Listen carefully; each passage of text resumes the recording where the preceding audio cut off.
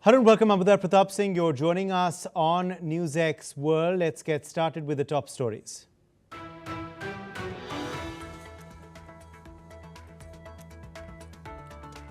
U.S. Treasury Secretary Bessent has said the United States and China are very close to resolving the TikTok issue, but warned that national security will not be compromised. He claimed that Beijing has made an aggressive ask while also stressing that overall relations remain strong at the highest levels.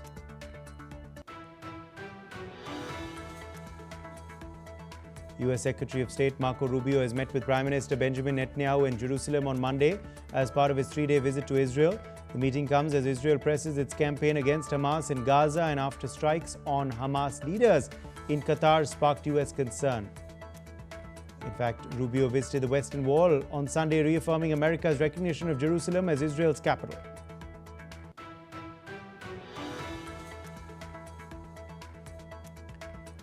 U.S. President Donald Trump is warning Israel to be very careful in its actions against Qatar. He praised Doha as a great ally and described Qatar's ruler as a wonderful person. Trump also urged the Gulf state to improve its public relations efforts.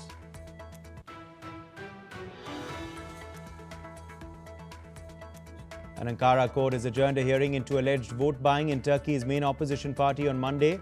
The case, which could shake the party's leadership, has been postponed until the 24th of October. Tens of thousands protested in Ankara against the illegal crackdown targeting hundreds of party members. The case follows a year-long crackdown that included the detention of 17 mayors. Polish President Karol Nawrocki approves NATO troop deployment under Operation Eastern Sentry as Ukrainian President Vladimir Zelensky warns Russia is testing NATO's eastern flank and offers to teach allies cost-effective counter-drone strategies to strengthen regional defense. Trilateral exercise Freedom Edge begins off Jeju as US, South Korea, Japan boost defense capabilities. North Korea condemns the drills as reckless shows of strength, warning actions could bring negative consequences to participating countries. North Korea is declaring its status as a nuclear weapon state irreversible. Pyongyang is dismissing US calls for denuclearization as outdated and provocative. It insists its nuclear arsenal is essential to defend against American threats.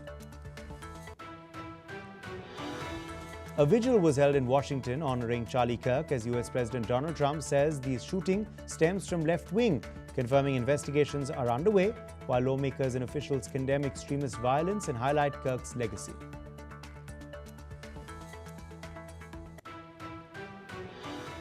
U.S. Secretary of State Marco Rubio on his second day in Israel will be meeting with Prime Minister Benjamin Netanyahu to discuss the aftermath of Israeli strikes in Qatar and their impact on Gaza truce.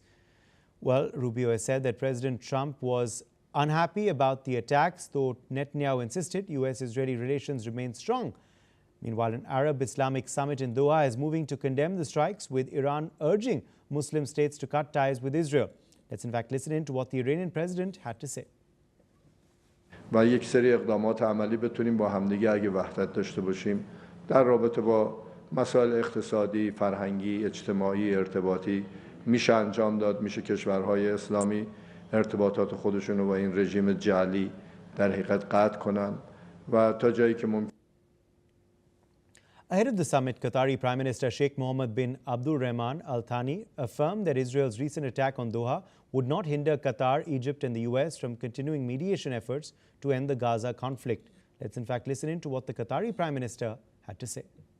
وبالتالي فإن هذا العدوان لن يؤدي إلا إلى إجهاض محاولات التهدئة ويؤكد نوايا الحكومة الإسرائيلية برفض المسارات السلمية لإنهاء القضية الفلسطينية والاستمرار في تحدي الإرادة الدولية وميثاق الأمم المتحدة، وهو ما يتضح من تصريحات المسؤولين الإسرائيليين المتكررة بشأن ضم الأراضي الفلسطينية وأوهام إسرائيل الكبرى. الممارسات الإسرائيلية القوقائية والهمجية لن تثنينا عن مواصلة بذل الجهود المخلصة مع جمهورية مصر العربية والولايات المتحدة لوقف هذه الحرب الظالمة. قطر لن تتهاون مع أي اختراق لسيادتها أو تهديد لأمنها الوطني، فالسيادة القطرية مسألة لا يمكن التجاوز عنها أو التجاوز فيها.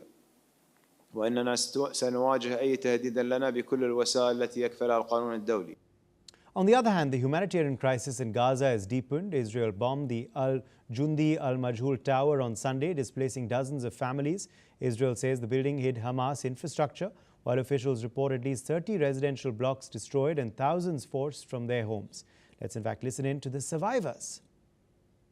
احنا صرنا سنتين، الشهر الجاي صرنا سنتين، فيش حدا يعني انه حلنا، حتى امريكا مش واقفه معنا، على الشاشه شكل وتحت الكواليس حاجه ثانيه، ايش بتعمل؟ نشر رب العالمين هو اللي حيقف معنا فقط لا غير. حوالي الساعة تقريبا 7 ل 10 أعطونا تقريبا نص ساعة للإخلاء، ويدوب يعني ما فيش وقت، خلينا اللي نقدر منه من الملابس والأثاث والهذا، وبعدها تم تفجير البرج بالكامل عشان ما انت شايف.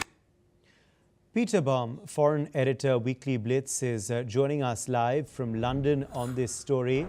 Peter, thank you for being with us today on NewsX World. What do you make of this visit by Marco Rubio to Israel amongst concern and amongst, of course, ripples still being felt of that strike that Israel had launched in Qatar? Yes. I think the visit of Rubio actually cements the Israeli-US relationship. The strike on Qatar must have been undertaken with the full knowledge of the US government, despite the rhetoric coming out that Israel acted unilaterally. It does not make sense to any military observer or analyst that the Americans were not aware of this strike in Doha. Moreover, Israel had to use the airspace of either Saudi Arabia and Iraq, and certainly with Jordan, and to fly 15 jets over that airspace also indicates to me that certain Arab countries are aware. Now, in much of the media, it has been reported that Donald Trump is very unhappy with the way the Israelis conducted the strike, and he may well be. I don't think he is, but that's the story that the media is pushing out, and he has said that himself. But the fact that Rubio has gone to Israel and there has been no more damaging statements from the senior members of the White House administration indicates to me that the Americans knew about it, were on side, are actually pleased it was undertaken, but have to express some kind of negativity in order to ensure that their relations with the friendlier Arab states is not severely damaged. That's my reading of the situation. Also, Peter, what kind of impact is it going to have on truce efforts as well, on mediation efforts as well? Qatar so far says it's undeterred, but do you believe somewhere this will hamper mediation efforts being hosted there? The mediation efforts, if we're realistic about it, Uday, the mediation efforts have gone nowhere. There hasn't been a hostage release for months now, and every time that there is some hope that the Qataris bring Hamas to the table, the hopes are dashed within days. So Qatar's efforts as a mediator on this particular issue, they're not acting as an impartial actor. They are very pro-Hamas, as we know. They're very anti-Netanyahu, as we know. So their efforts really, I think, have come to an end. And I'm hoping, and I think this is where Egypt is positioning themselves in terms for global perspective and to enhance their authority within the Islamic world. I think Egypt may well take over the role that Qatar has unsuccessfully tried to achieve. Okay, let me leave it at that. Peter Baum, with you. Thank you very much for joining us. South Korea is investigating possible human rights violations after over 300 of its citizens were detained in a U.S. immigration raid at a Hyundai electric vehicle battery plant in Georgia. The raid involving 475 arrests marked the largest single-site immigration operation since President Trump intensified enforcement earlier this year. Many of those detained were South Korean workers helping set up the facility, which South Korea says is standard international business practice. Meanwhile, Seoul has expressed strong regret and warned that such actions could harm investor confidence. President Lee Jae-myung has called the incident bewildering, while U.S. officials claim the workers overstayed visas or lacked legal work status. Trump later stated that the U.S. welcomes foreign talent and doesn't want to deter investment. The plant's opening has now been delayed.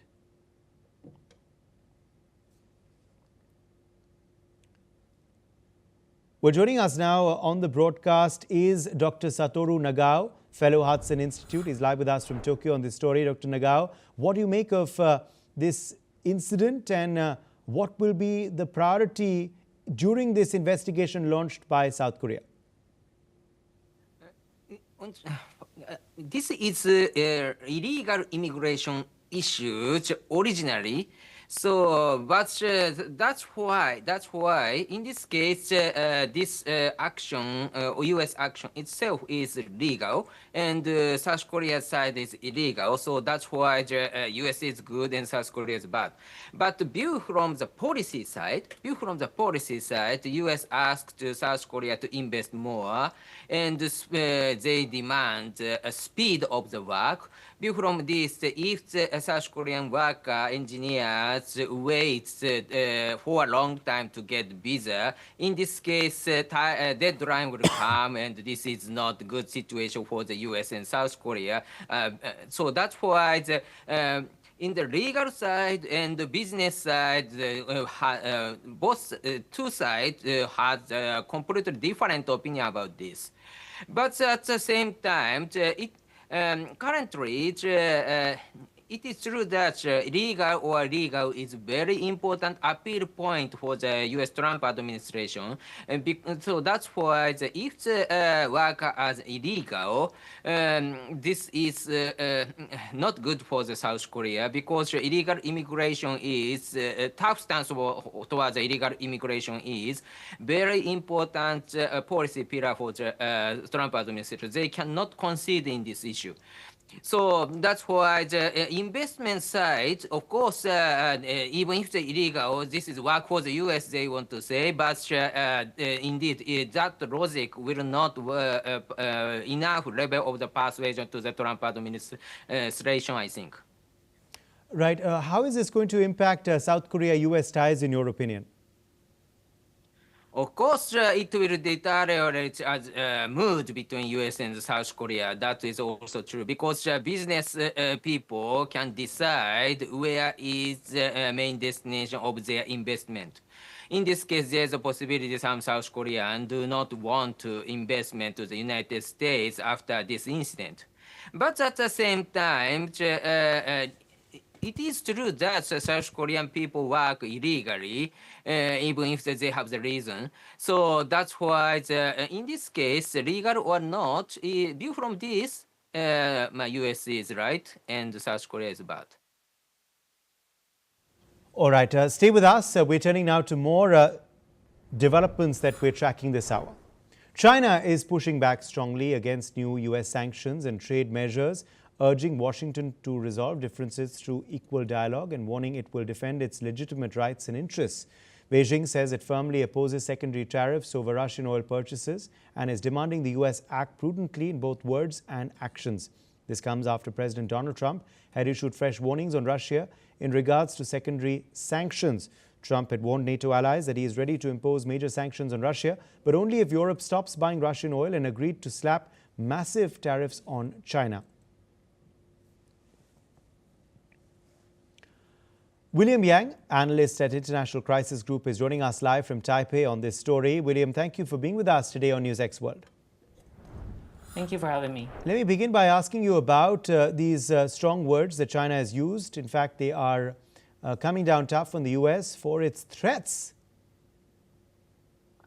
Right, because I think Beijing finds the decision from Washington to put more than a dozen Chinese companies onto the export controls list as a unwelcome move right before both sides are supposed to enter into the latest round of trade negotiation.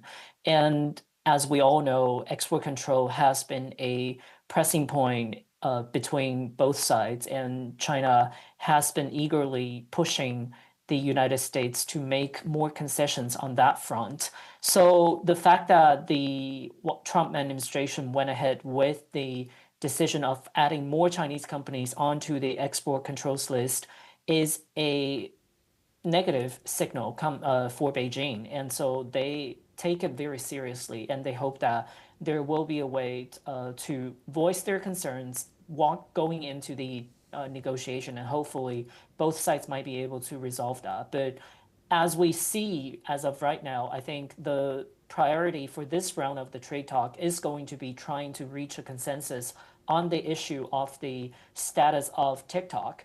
And the more deeper structural trade issues are likely going to remain there and will only be able to be resolved or touched on in the next round of the trade talk, probably. It also seems, William, that China is unwilling to change its stand over purchasing Russian oil despite this pressure. Right, exactly. I think for the Chinese, they view it as a very important decision and also a fact to make sure that Russia does not succumb to more international economic pressure and international sanctions. And so it is very important for the Chinese to do whatever they can within the bounds of not providing direct military support for Russia to make sure that Russia survives and remains a sovereign country and remains strong enough to continue as a strong ally on Beijing's side. So, and I think the Chinese are also calculating that the US will find it very difficult to actually get all its allies, including all the NATO countries, on board to actually impose collective sanctions on the Chinese and the Indians for purchasing the Russian oil. So I think at this point, the Chinese is more betting on the fact that the US will fall short on its attempt to try to rally its allies on its side. And at the same time, the Chinese wants to make sure that Russia remains strong enough to go into whatever potential negotiation or peace talks revolving the fate of Ukraine going forward. Okay, let's leave it at that. William, thank you for joining us with your perspective on that story. Nepal's interim government has seen a major expansion on Monday with the induction of 3 new ministers into the cabinet. Kulman Ghising, Om Prakash Aryal and Rameshwar Khanal were sworn in as ministers at Sital Nivas, which is the presidential palace in Kathmandu.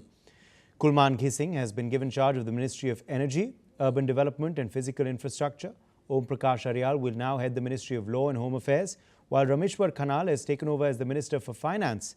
The move comes after 2 days when Sushila Karki was appointed to head the interim government following the ouster of former Prime Minister KP Sharma Oli after protests led by the country's youth against the ban on social media platforms and corruption in the government.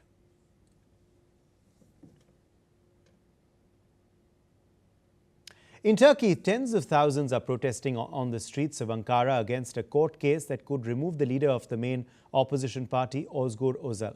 This comes after a year-long legal crackdown on hundreds of CHP members.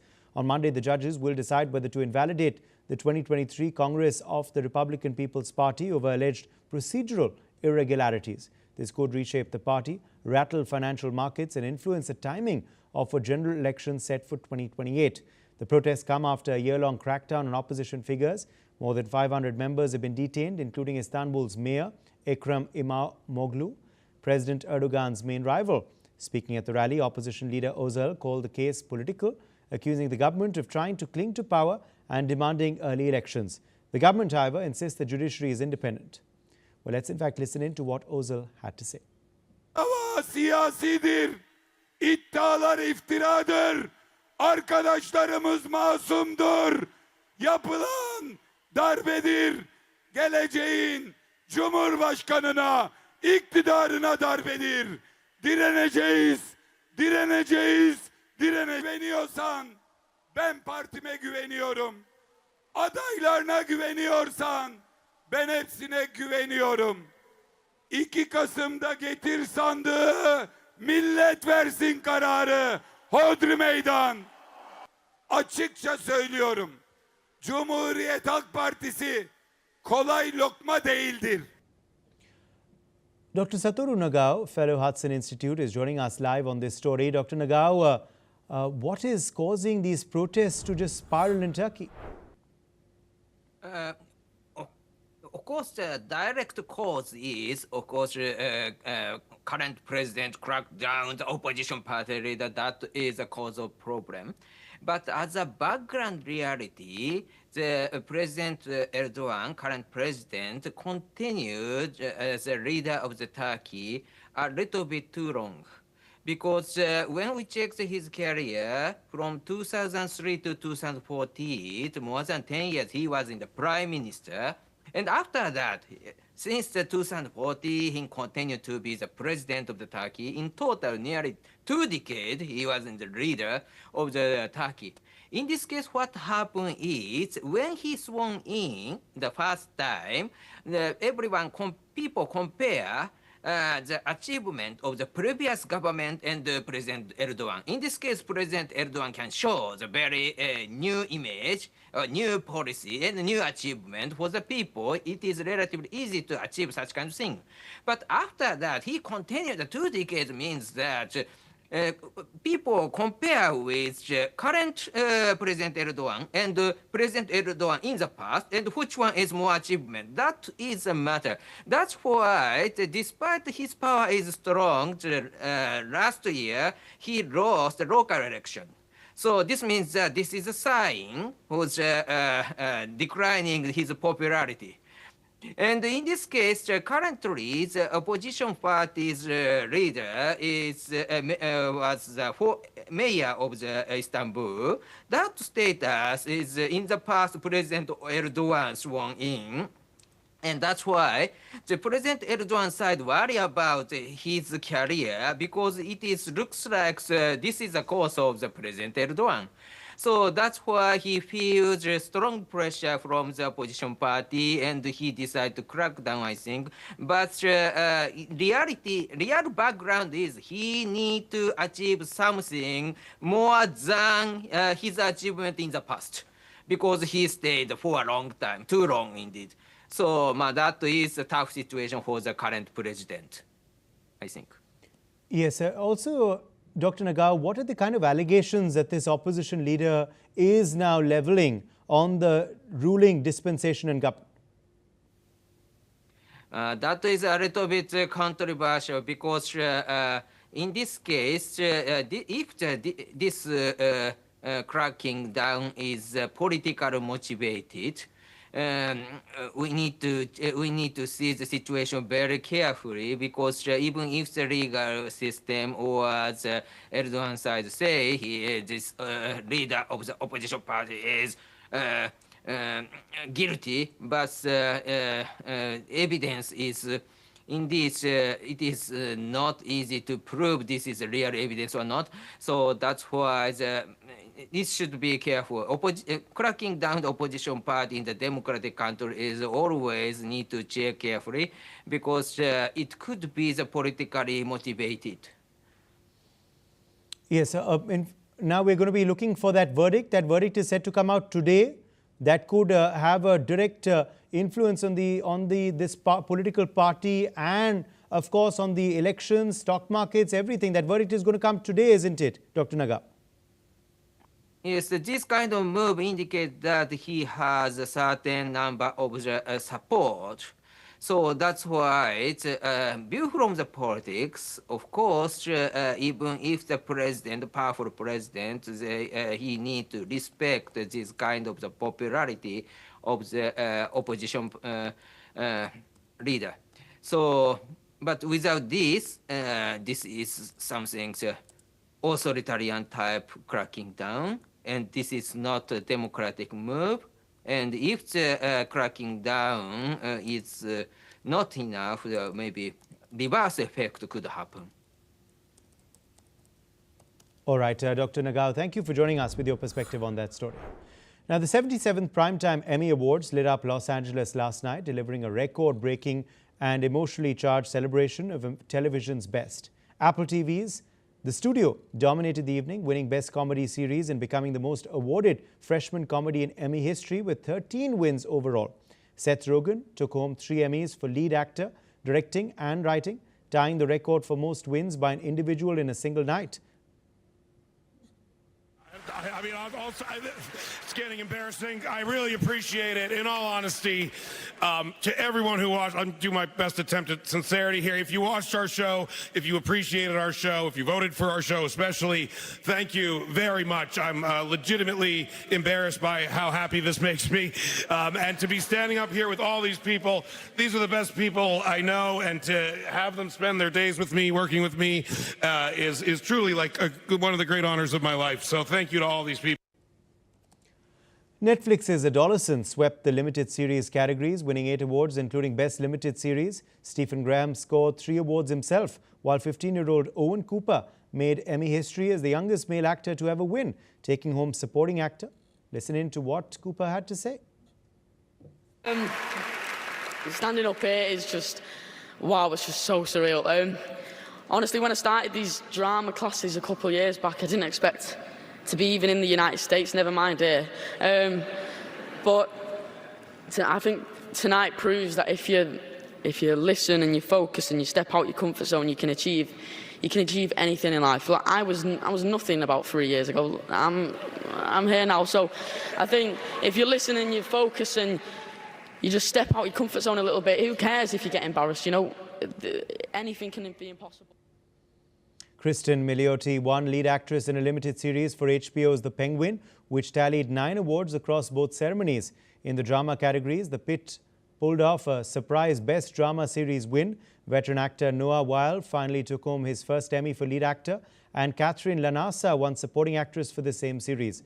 Severance, which led all shows with 27 nominations, earned Apple TV 2 key wins, including lead actress in a drama for Britt Lower and supporting actor for Trammell Tillman, who became the first black man to win in that category.